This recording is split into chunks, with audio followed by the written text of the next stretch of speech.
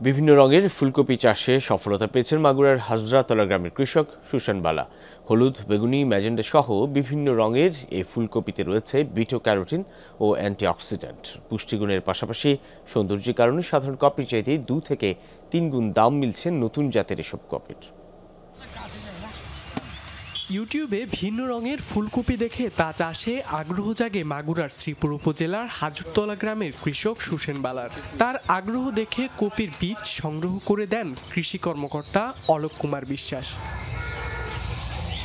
এবছরে প্রথম জেলায় 20 শতকে পরীক্ষামূলকভাবে রঙিন কপির আবাদ শুরু করেন সুশান। যত্ন আর পরিচর্যায় মাঠ জুড়ে এখন তার বাম্পার ফলন।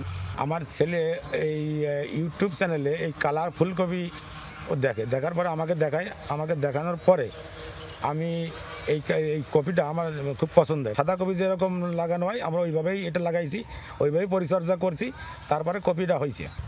রং বেরঙের এসব কপির ফলনে সুদিন ফিরেছে সুশানের। দূর দূরান্ত থেকে অনেকেই আসছেন দেখতে, মিলছে ভালো দাম।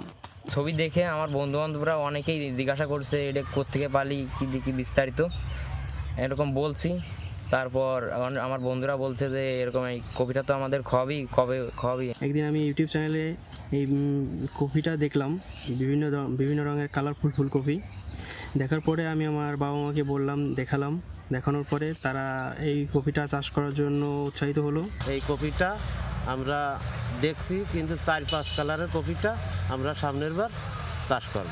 যদি 15 টাকা হয় সাদা কপি, আর এটার দাম 60 টাকা 50 টাকা। সুশানের সফলতা আগ্রহ জাগিয়েছে জেলার অন্য চাষিদের।